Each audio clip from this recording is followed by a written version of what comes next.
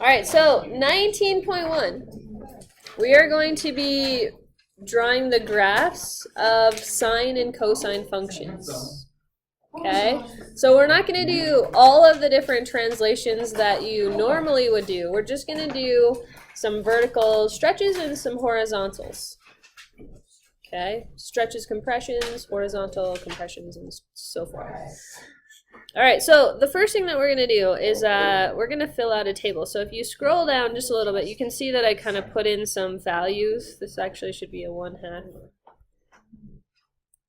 But we're going to go down to the table here. Okay, so we are going to use the unit circle to fill in the table. Okay, so everybody has their unit circle with them? Here's mine. I need one. You need one? Come grab I one. like them extra.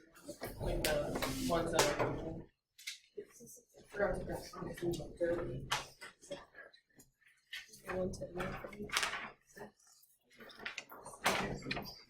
Okay, so you remember on your unit circle, and you wrote this just 10 minutes ago, the y value. So if we're gonna start by graphing the sine. Okay, so the sine of theta or the sine of x. Okay, so we're looking at the which values on the ordered pairs. The y values. Okay, so sine is the y values. Okay, so the first one is the angle. So on the top, we're looking at the angle. So if you go to 0 degrees, what is the corresponding y value at 0 degrees? 0. Okay. At pi over 6, what is the corresponding y value? 1/2. Good. Okay. At pi over 2, what is the corresponding y value? 1. At 5 pi over 6, what is the corresponding y value? 1/2. What's that? Yes, fill it out as we go so you can kind of follow along with us. Kinda. Okay. Okay, at pi, what is the y value? 0. 0. At 7 pi over 6, what is the y value? Okay, what about at 3 pi over 2? -1. What about 11 pi over 6? -1/2. What about 2 pi? 0. Okay, so now what I want you to do is I want you to take the table now and I want you to graph it on this grid. Okay, so remember that this is now working as with x's and y's. Okay, so this first point that you're going to draw on your graph is 0, 0. Okay, so draw that on your little graph, plot that point. Okay, then go to the next one. The second point is the x value is pi over 6, and your y value is 1/2. So go to your little coordinate grid, plot that point. Okay, I want you to plot all the points on the table. I'll give you a second here.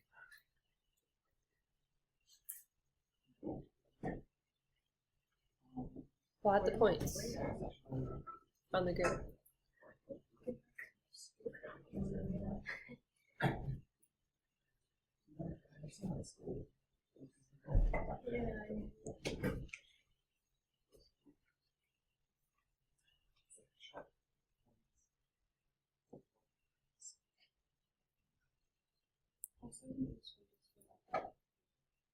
How we filled out the table? So using the unit circle. So the top pieces are the angles that we're using for the reference. Okay, so this is at 0. So if you look at the ordered pair at 0, you see the point that says 0, 1.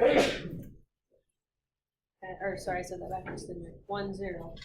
Right? So since we're working with the sine, we're looking at the y value of that ordered pair. So the y value of that ordered pair is 0. Right? If you go to pi over 6, the y value of ordered pairs is 1/2.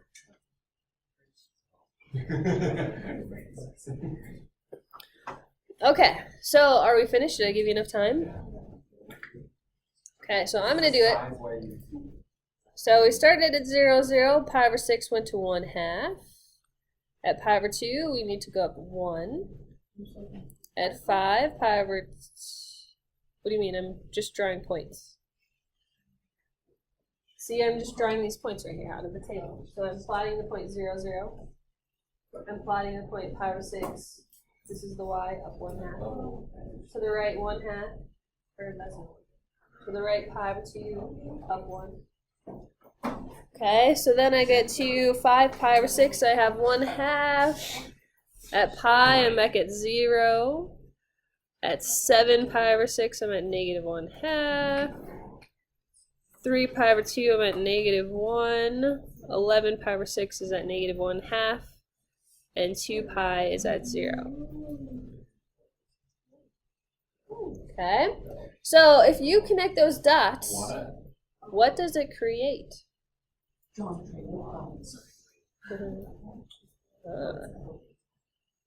It does kind of look like a John Travolta. I see what you're saying. Okay, so what I'm going to do here is I'm going to actually graph the sine of theta, or the sine of x in our case, on the calculator so you can see what this actually looks like. Okay, so if I go to, oops, sorry, preview, I guess. Okay, so if you type in the sine of x, x being your variable, the calculator can actually zoom in to what you're looking at. Okay, so if you hit zoom, the 7th option is zoom trig. And so what will happen is it will make a window that goes from positive 2 pi to negative 2 pi. Okay, so that's really helpful when we are graphing trig functions. I'm going to hit 7. Okay, so what do you see here? Okay, and if I zoom out from here, some of you guys have seen this before. The sine function is a wave. Okay, so it is a wave that continues in both directions infinitely. Okay, so every time you take a revolution, you're going to draw another one of these, which kind of looks like a John Travolta. So you keep drawing this infinitely and infinitely to get more waves. Okay, so what we are going to do today is we are only going to draw one full revolution. One, come on. Oh. One revolution. Okay. All right, so get your piece of paper. This is the part you're going to write down in your notes. Okay, I'm going to show you the pieces that are going to be incredibly important. Okay, so we're going to graph y equals the sine of x.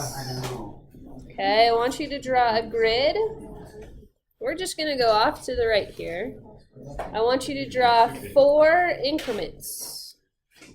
Okay, you can cut that sine wave, that little John Travolta, into 4 little pieces. Okay. The first thing we're going to start with is the starting place. Okay, where does this sine curve start? Right there. Oh, okay. I mean, you're not wrong. Okay, how about right at 0, 0, the origin? Okay, so when we are drawing sine functions, they always start at the origin, or 0, 0. So I'm going to call this the starting place. Is it really the starting place?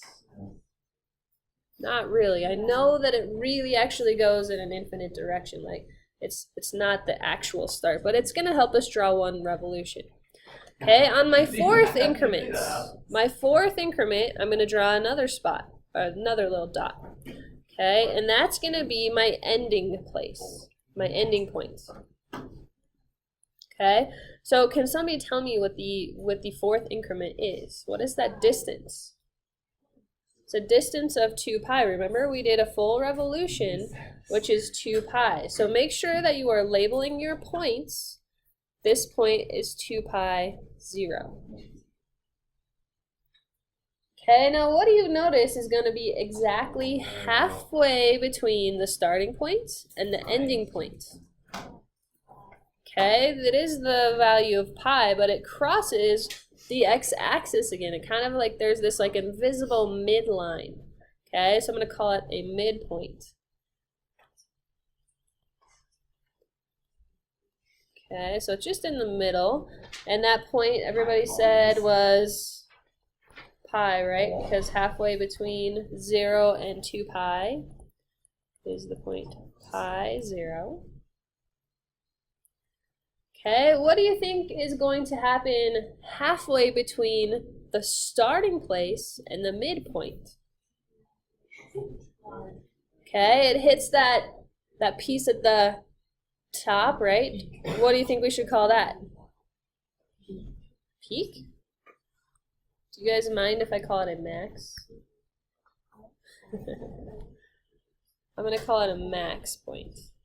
Okay, now did you label your y-axis? Make sure that you're going up 1 because it's possible that we stretch that. Okay, so our max is going to hit exactly at, what is halfway between 0 and pi, by the way? Pi over 2, good. So we're going to hit right at pi over 2. Our y value is 1. Okay, what's happening exactly halfway between the midpoint and the end point? The minimum. Okay, so our minimum is going to be, what's that x value going to be? What's halfway between pi and 2 pi? 3 pi over 2, good. Whoops. So this is going to be a minimum place.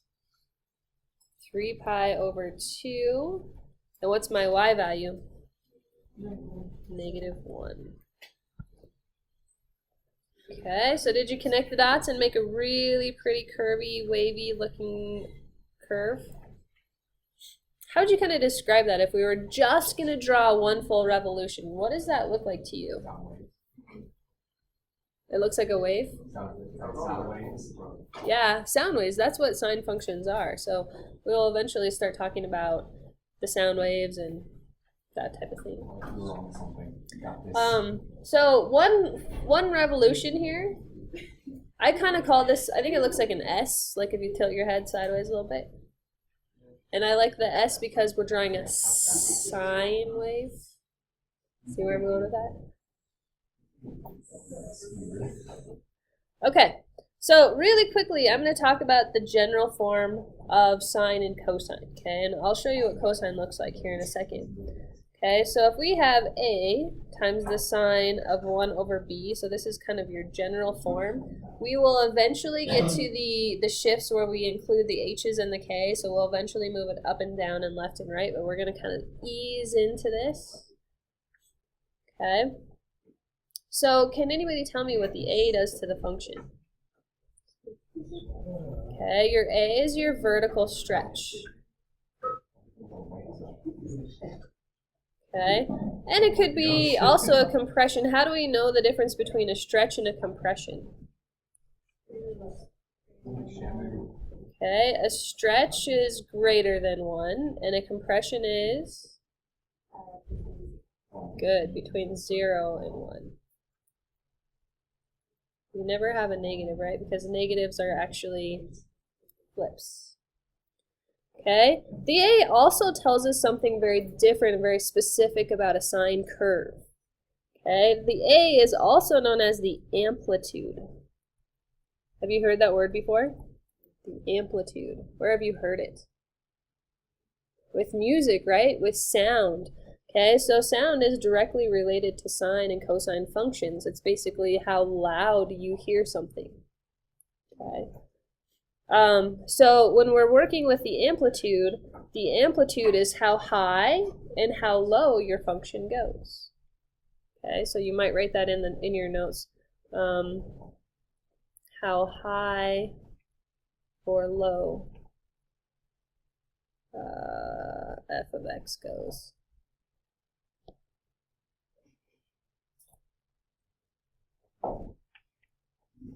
Okay. Can you tell me about the b value? What does that do to any function? Your horizontal. Okay, so the b affects your horizontal. Okay, so that's inwards and outwards. Okay, do you remember how to decide if you have a stretch or a compression when working with horizontal stuff? This one is always like opposite of what you think. So it's kind of hard to remember.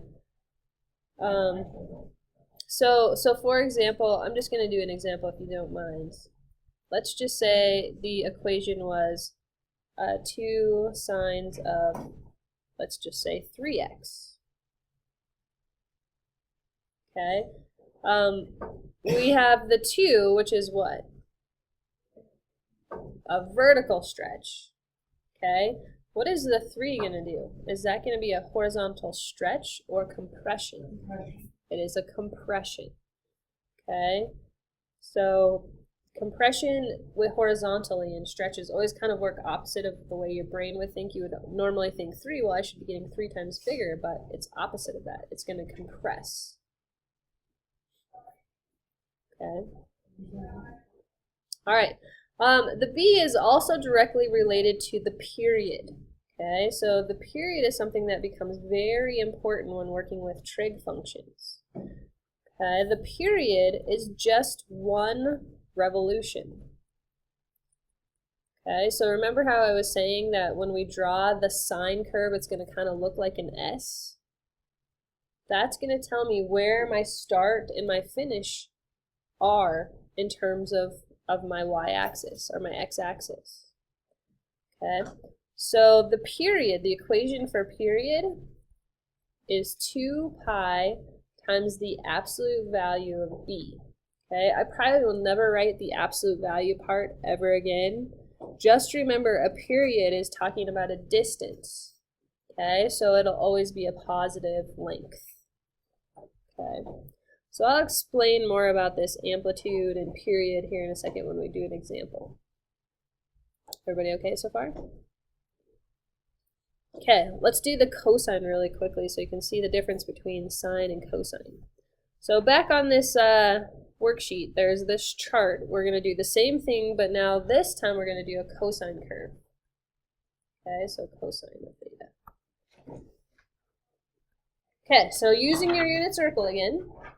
Okay, if we are doing cosine, are we looking at the x or the y in the ordered pairs? The x's, okay? So you're looking at the x's on the ordered pairs. All right, so starting at 0 radians, what is the x value? 1. Everybody see a 1? 0. What do you see the x value is at pi over 3? 1/2. What is the x value at pi over 2?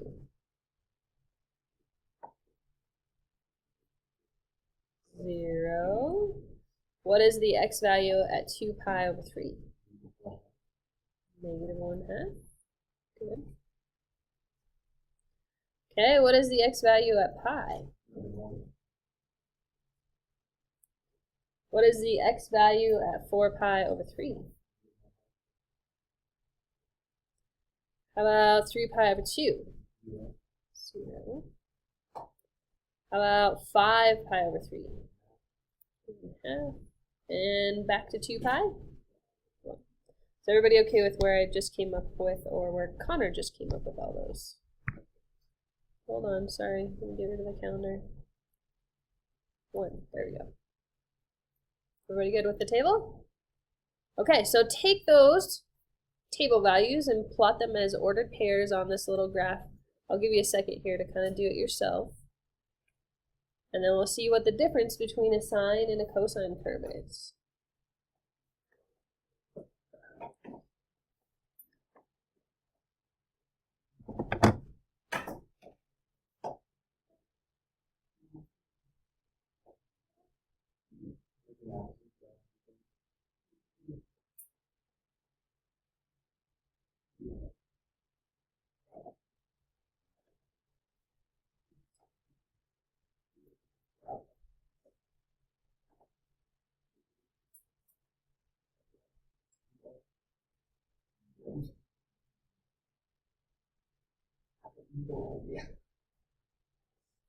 Did I give you enough time?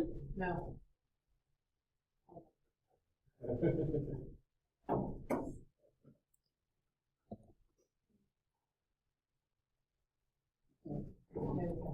You done?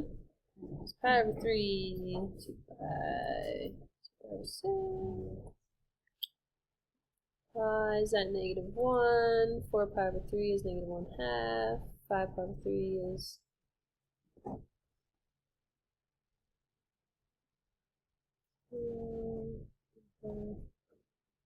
pi. Alright, so if you connect those dots, what does it look like? Yeah, it kind of looks like a V, but just so you know, hold on, let me draw this. Let me show you on the calculator what this actually does look like.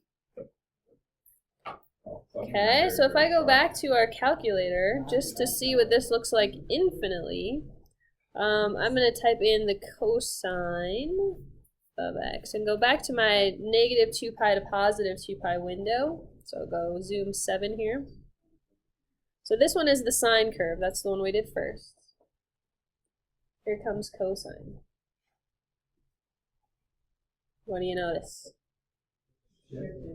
Yeah, they're like identical graphs, but the cosine is simply shifted to the left. How far?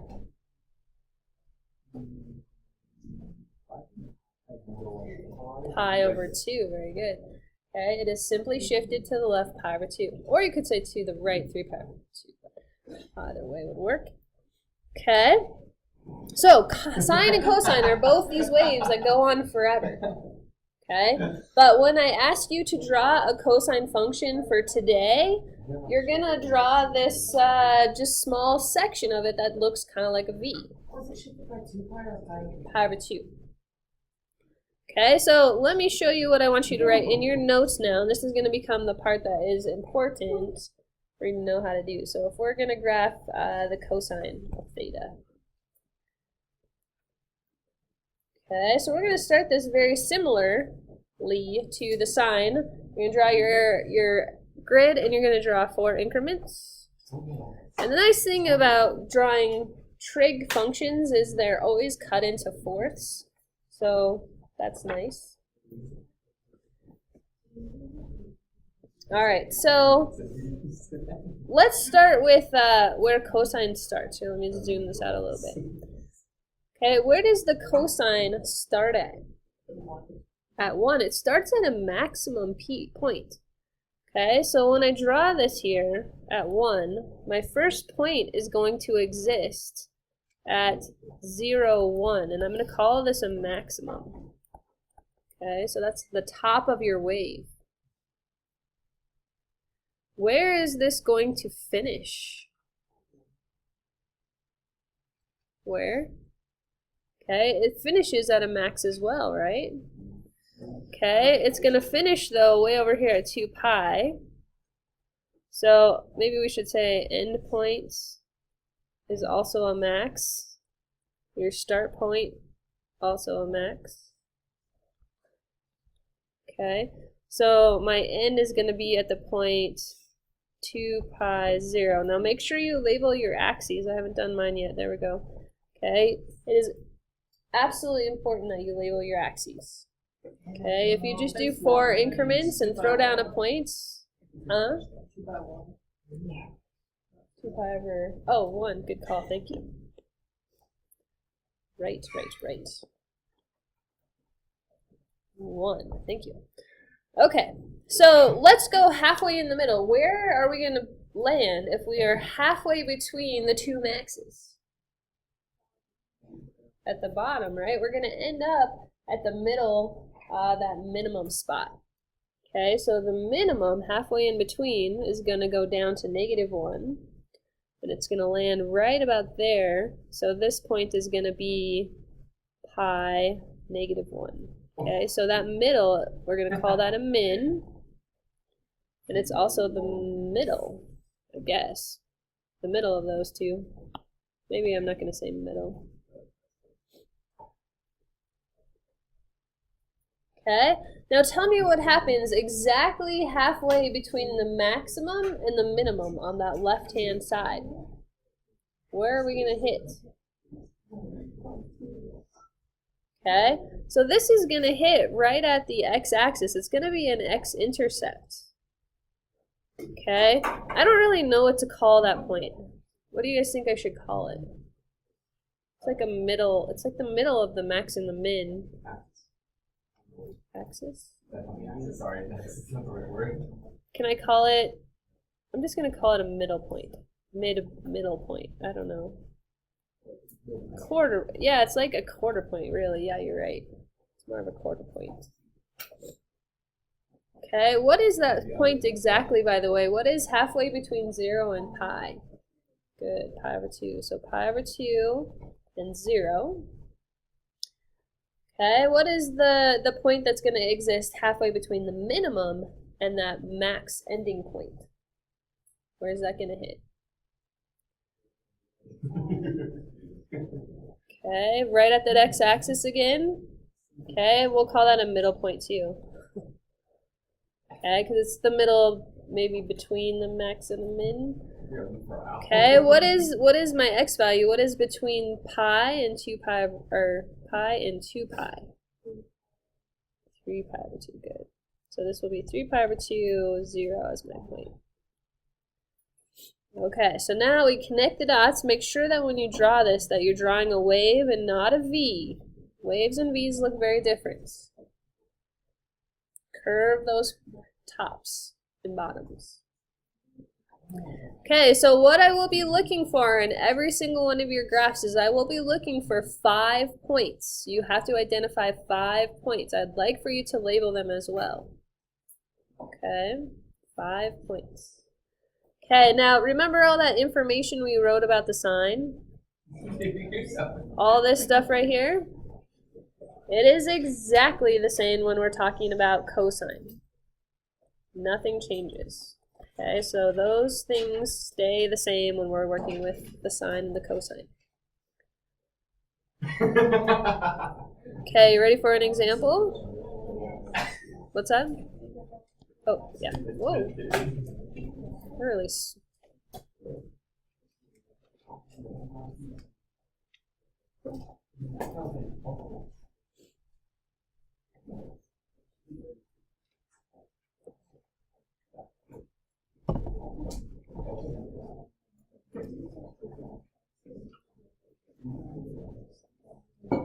Okay.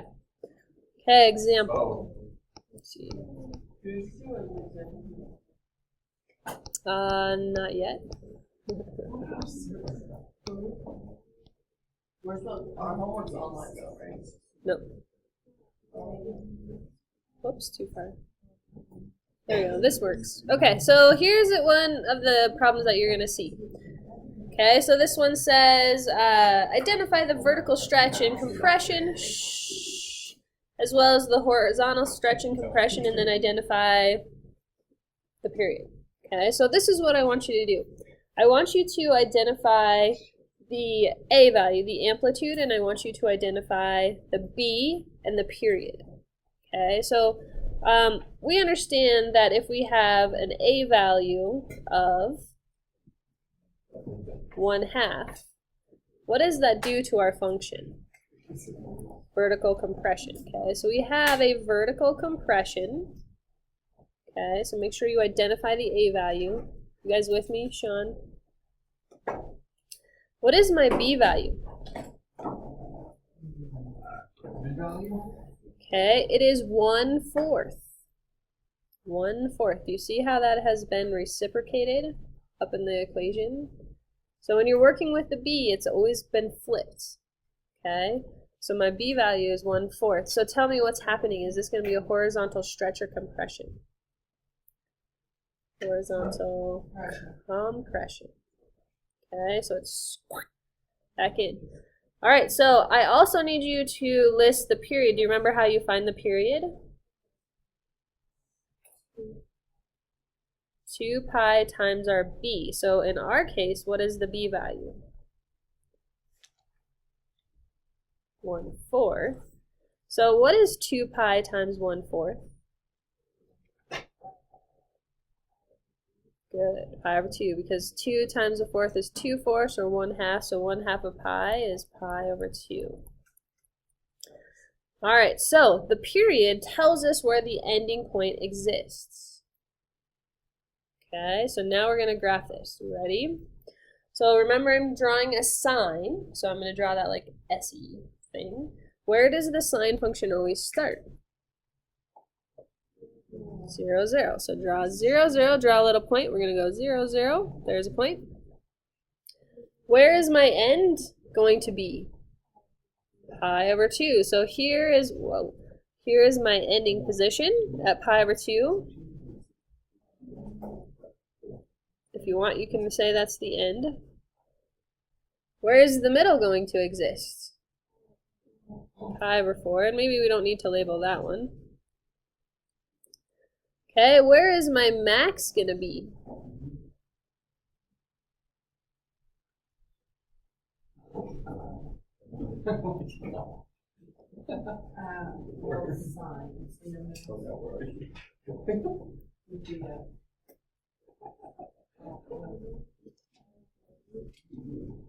Okay, so it's halfway between 0 and pi over 4, right? So halfway between, and how high is it going to go?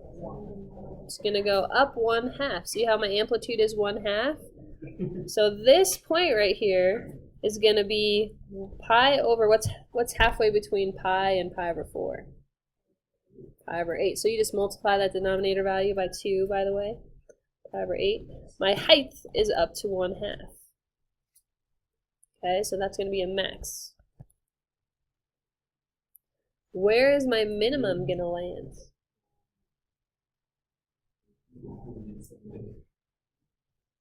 What'd you say?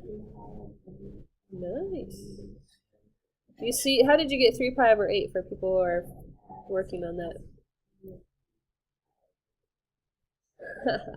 Okay. Here's a quick little trick when you're working with cutting these up into fourths and eighths. So see how this first little increment is pi over 8? Is everybody looking up? I have like one person looking over here. Okay. So this chunk right here to this max is 1/8. Okay. To get to the next one, it's 2/8. And then halfway between here would be 3/8. So this point right here will exist at 3 pi over 8. Okay. So 3 pi over 8, my y value is -1/2. So that's your min. Okay, so when you connect the dots, make sure you have a curvy sine wave. Shall I do one more with a cosine? Yeah, one more. It's probably for the best.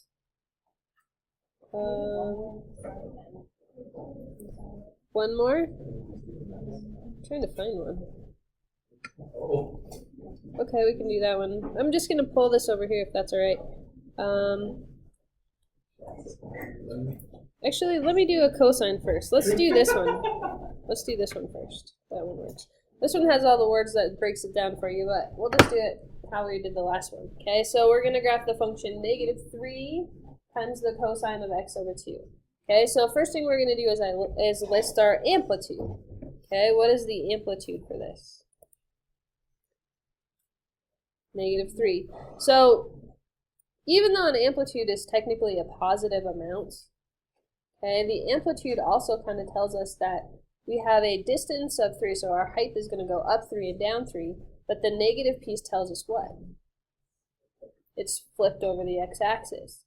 Okay, so this is going to be our cosine function that normally looks like a, well, that's not a very good a u, I guess. And we're going to flip it upside down, and it's going to kind of look like an n. Okay. That's English, all right. All right, what is my b value? 2. Everybody see how my b is 2? Coming right from down there. The b value is 2. So how do I find my period? 2 pi times 2, which everybody I hope agrees is 4 pi. Perfect. All right, so now we're going to graph this. So if we are graphing a cosine, where is the cosine going to start? Okay, it usually starts at a maximum, right? So normally we would start up at 3, but because this function has been reflected upside down, we are going to instead start at -3. Okay, so our first point here is going to be right at 0, -3. Where is my ending spot going to be? Okay, good. So I'm going to go to 4 pi, And remember that cosine will always start and stop at a max or a min in this case. Okay, so this ending is going to be 4 pi. Everybody see where I get 4 pi from? Okay, and everybody okay with the negative 3? Okay. Where is my midpoint? What's going to happen halfway between those two minimums? We'll have a maximum. So where is my maximum going to be? 2 pi, good. And how high is it going to go? We have an amplitude of 3, it's going to go up to 3, very good. So my max is 2 pi 3, so that's a max spot. Okay, where am I going to cross the x-axis? Okay, good. I'm going to cross halfway between that max and min, so this is going to be where I cross. Okay, where else am I going to cross? Good. Okay, so now that I have my 5 points, we're going to draw that curve. Make sure you draw a curvy wave. Not a V. Whoa, not a V. Well then. Sorry. The bell. Yeah, it looks like a bell. How do we do on that one? Not too bad? Stop. Do you still want me to do one more example of graphing this stuff? Feel okay? Okay. If you get stuck on the homework, you can ask, of course. Okay, here is the second half of this assignment.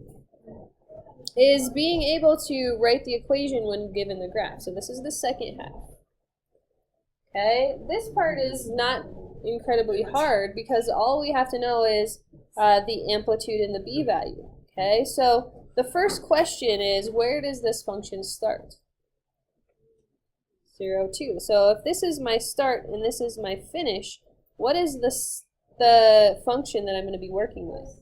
Okay, so we're working with the cosine. Everybody see why we're working with cosine? Okay, so see how I start at a max on my y, and I end at a max? So, I'm just wondering, Here's why my did you start start. the minimums? You guys are on 2 different sides of the y, or? You're always going to start, so now technically, if we did a shift of a left or right movement, I could write an infinite number of equations that would copy and replace this equation. Okay? Today, since we're not shifting left and right, we're going to start right on the y-axis. Oh, okay.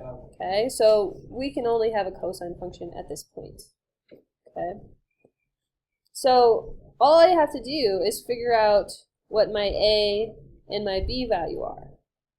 Okay, I think that the a is pretty straightforward. What is my a? 2. Everybody okay with why the a is 2? Good? Yes? No? Okay. Now how am I going to figure out my b? Okay, so what I'm going to do is I'm going to figure out my period. Okay, so how long did it take for it to do 1 full revolution? 4. So see how we're ended up at 4 right here? This is 4. 4, 2. Okay, so my period is 4. So we know that the period is equal to 2 pi times the b value. So all I have to do is solve this equation. I can divide by 2 pi. Okay, so if I simplify that, I get a b value of 2 over pi. Okay, so now what's going to happen when I take a 2 over pi and plug it into a b that exists in the denominator? What happens when you divide by a fraction? You multiply by the reciprocal. Okay, so all I'm going to do is I'm just going to flip that right away. My equation is going to be 2 times the cosine of pi over 2x. Okay, and that's all you have to do. Do I need to do one more of those? One more with a sine? Let's see if I can find one. What if I don't have, oh, this one will work. Let's use this one. Okay, so how do I know that this is a sine function? Because it starts at the origin. Okay, so if this is my start and I do my whole S curve, where does it stop at? 2. Okay, so can somebody tell me what my a value is for this? 2. because it goes up 2 units and down. Okay, what is my period for this? What's my period? 2. Okay, so it took one full cycle to a distance of 2. So now I'm going to do 2 is equal to 2 pi times b to figure out the b. So how would I solve for b? Divide by 2 pi. So what's 2 divided by 2 pi? 1 over pi. So my equation is going to be my a, which we decided was 2, times the sine. How am I going to write the second part? Pi x. Good. Whoops, I wrote pi. Pi x. That's it. Everybody okay?